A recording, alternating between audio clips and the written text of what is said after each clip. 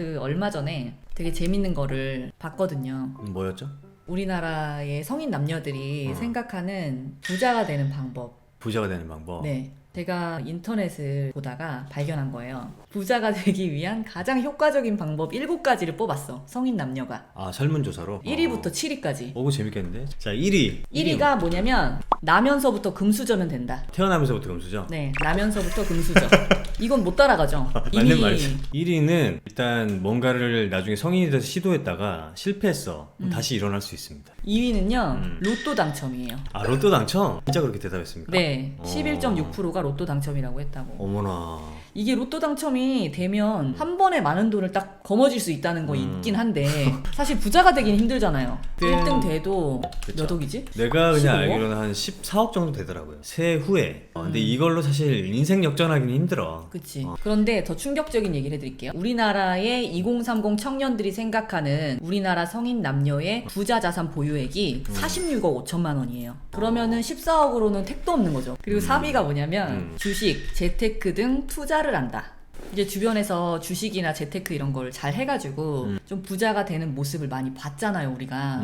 TV에서도 정말 많이 보고 요즘 유튜브에도 진짜 많고. 근데 재테크는 필수입니다, 필수. 그리고 4위, 적은 돈부터 저축한다. 어떻게 생각하십니까? 일단은 종잣돈 모아야죠. 근데 이제 모으기만 해가지고는 그건 그치. 답이 없지 사실. 그치. 저 4번을 한 다음에 그 다음에 3번으로 가야 된다고 생각해요. 그 저번에도 제가 잠깐 언급을 해드렸었는데 돈을 모은다는 이야기는 예적금을 이야기하잖아요. 여러분들 그 예적금 이자 한번 네이버에 검색해보시면 다 나오거든요. 자동 계산이 다 돼요. 네. 그거 보시면은 아마 충격 받으실 거예요. 돈을 안 쓰려고 적금을 드는 거지 이자 받으려고 적금 드는 사람은 없어요. 5위, 5위. 부동산 투자예요. 3위하고 사실 결은 비슷한데 시간과 노력이 좀 많이 투입이 돼야 돼요. 부동산 투자해서 돈 벌었다 그러면 꽁으로 번 줄 아는 사람들이 되게 많아요. 얻어 걸렸네 이렇게 생각하는데 부동산으로 돈을 벌려고 노력하는 사람들은 진짜 노력 많이 해요. 주식이랑 똑같아요. 주식도 주식도 공부하고 똑같죠. 투자하잖아요. 부동산도 공부 없이 누가 좋다더라 해서 투자하면 망하는 거고 주식도 내가 공부 안 하고 누가 좋다더라 해서 사면 망하잖아요. 똑같지. 그 다음에 6위가 뭐죠?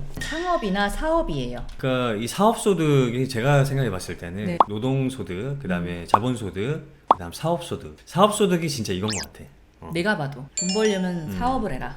어떤 이런 거 있었어요. 한 달에 자영업을 해서 한 4천만 원 정도 버는 분이 있는데 아 부동산 투자 뭐 할까요? 이러면서 막 고민하는 상담을 한 거야. 근데 부동산에 대해 상담을 하는 그분이 월 4천만 원을 사업으로 버시면 그냥 그거 열심히 하시라고. 그게 최고다. 그리고 여러분들 그거 아시죠? 소득 대비해서 세금을 제일 적게 내는 게 사업이에요. 그치. 근로소득은 세금을 떼는 방식이 세금을 떼고 월급이 들어와요. 그런 다음에 연말정산할 때 좀 뭐 어느 정도 방어를 해가지고 돈을 좀 돌려받는 그런 형식인데 사업을 해서 내는 그 종합소득세 같은 경우는 일단 돈을 벌어놓고 종합소득세 신고할 때 최대한 비용 처리를 많이 해서 맞아. 세금을 줄일 수가 있죠. 맞아. 방어를 할 수가 있습니다. 그쵸, 그쵸. 절세 기회가 있다. 그 말이 이제 맞겠네요, 그죠? 그쵸, 그쵸. 여기서 지금 나열한 것 중에 성공할 확률이 가장 높습니다, 이게. 뭐 보통 이렇게 생각하잖아요. 10명 중에 9명 망하는데요? 이렇게 얘기하잖아요. 근데 다른 건 한번 보세요. 확률이 너무 낮아. 회사를 다니면서 내가 부자가 될 확률은 솔직히 얘기하면 0%.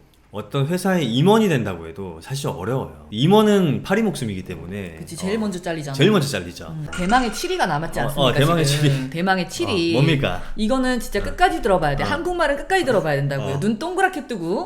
7위 자, 뭡니까? 7위. 두구두구두구두구 5.7% 차지했어요. 다시 태어난다. 아니 근데 이거 약간 1번이랑도 좀 비슷한 느낌이잖아요. 야, 이거 다시 태어나는데 좀 충격적이다. 이거는 지금 몇 살부터 몇 살 할 때? 2030한테 한 거예요. 이거는 모르겠어. 부모님이 들으면 얼마나 마음 아플까. 근데 여기서 그래도 뭔가 좀 해볼 의지가 있는 거는 3위부터 3위하고 6위까지. 내가 부자가 되기 위해서 또는 지금보다 훨씬 더 잘 살기 위해서 앞으로 나간단 말이죠. 하다가 도중에 포기할 수도 있는 거고, 나는 안 되는구나, 뭐 이런 생각을 할 수도 있잖아요. 그치. 뭐 그런 건 또 뭐가 있을까? 그래서 또 조사를 했어요. 부자가 될 수 없는 가장 큰 장애물이 그럼 뭐냐. 일단 장애물이 10가지예요. 1번 1번이 낮은 연봉이에요. 낮은 연봉. 이 연봉으로 나는 절대 부자가 될 수 없다. 부자가 될 수 없는 가장 큰 장애물이다. 근데 연봉을 받고 있는데 이게 장애물이다? 그건 좀 이상하다. 그치. 2위. 아무리 아껴 써도 돈이 모일 수 없는 경제적 여건이 뽑혔어요. 뭐 예를 들면 부모님의 빚이 많아서 매달 이자를 많이 갚아야 된다던가 주거 비용이 너무 많이 들어간다던가 뭐 이런 것들이 좀 있죠. 진짜 많은 사람들이 겪고 있는 거잖아요, 저건 사실. 근데 이런 분들 같은 경우는 사실 방법이 하나밖에 없어요. 뭐죠? 지금보다 돈을 더 많이 벌 수 있는 일을 하는 방법밖에 없어. 같은 일을 계속하면은 이 답이 안 나옵니다. 자, 그러면 3번 3번이 뭡니까? 경제적 지원을 기대할 수 없는 가정 형편. 예를 들면 그런 거 아닐까요? 지금 돈을 안 벌고 내가 하고 싶은 걸 배우거나 공부를 더 하거나 해도 아무렇지 않아, 우리 집은. 근데 누군가는 하고 싶은 걸 배우면서 공부도 하면서 돈도 벌어서 집에 빚도 갚아줘야 되고 너무 할 게 많은 거야. 근데 사실은 지원 못 받는 사람이 훨씬 많아요. 4번은요. 학자금 대출, 전세자금 대출 등 빚으로 시작한 출발선. 사회에 딱 나왔는데 시작하자마자 이제 빚 갚기 시작하는 거예요. 출발선 자체가 너무 뭔가 숨 막힐 것 같긴 해. 자, 그리고 5번 뭡니까? 남들보다 좀 뒤늦은 취업. 뭔가를 하다가 취업을 한 32살 이렇게 한 거야. 그러면은 못해도 막 친구들보다 한 3, 4년 늦은 걸 수도 있잖아요. 제가 경험했던 건데 네. 제가 취업하기 전에 네. 저보다 훨씬 먼저 취업한 친구랑 편의점에 돈 뽑으러 간 적이 있어요. 돈을 뽑고 나면 잔액이 나오잖아요. 통장에 그때 1,300이었나? 그 친구한테 잔액이 딱 있었어요. 나 그거 보고 너무 놀랐어. 1,300만 원의 잔금이 있는 거 보고 좀 충격받았습니다. 그럴 수 있습니다. 맞아. 그 다음에 6번이 높은 물가, 낮은 금리. 근데 저게 가장 빨리 와닿는 게 택시비하고 그다음 전철비, 버스비에서 좀 빨리 와닿거든요. 교통비가 올라요? 옛날에 이제 기름값이 오르고 막 이러면은 막 물가가 다 오르고 막 버스비가 얼마 올랐다, 전철비가 얼마 올랐다 뉴스에 막 나오고 막 그랬잖아요. 맞아. 지금 버스비가 1,200원? 언제 이렇게 됐지? 택시 타는데 기본적으로 막 갑자기 3,000원이야. 그럴수록 좀 느껴지죠. 7번이 재산을 불릴 기초자금의 부족. 근데 이거는 변명이 좀 가깝다. 변명이지. 자기가 못 모은 거잖아. 돈을 좀 모아라. 누구한테 얘기하는 거예요? 이거 얘기한 사람한테. 얘기한 사람?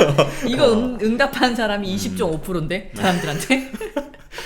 자, 그 다음 8번 뭐죠? 8번은 재테크 경제 분야에 대한 지식이 부족하다.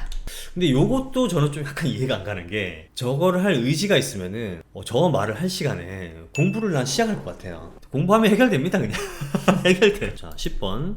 오로지 연봉뿐인 수입. 약간 이제 여기 나온 말들 보면 되게 다 결이 비슷해요. 다 같은 말이야, 사실은. 재테크에 대해서 목표를 세우고 돈을 모아서 재테크에 대해서 공부를 한 다음에 재테크를 하면 되잖아요, 그죠? 결국에는 이게 부자가 될 수 없는 가장 큰 장애물이라고 하기보다는 부자가 될 수 없다고 생각하는 핑계다. 왜냐면 저런 낮은 연봉과 뭐 지식이 없는 상태에서도 누군가는 연봉을 높이려고 애를 쓰거나 시드머니를 모아서 재테크를 해보려고 노력을 하는데 안 하고 저렇게만 생각하니까 핑계라고 할 수 있지. 또 제가 재밌게 본 게 있어요. 뭔데요? 그 미국의 자수성가한 부자들이 인터뷰를 했더니 공통적으로 했던 말들이 있어요. 자수성가한 부자들의 특징이랄까요? 이거는 이제 책에 나온 내용이에요. 도덕성과 근면성이 뛰어나대요. 두 번째는요, 사교성이 좋다. 보면 다 대인관계가 그렇게 좋아. 그리고 사교성이 좋다. 세 번째가 호기심이 많다. 호기심이 많다. 이것도 맞는 말 같네. 4번은 투자를 꼭 합니다. 이분들은. 투자를 꼭 한다. 네. 그쵸. 투자 다 하죠. 그리고 다음이 나는 이게 되게 좋다고 생각해. 사고방식이 긍정적이다.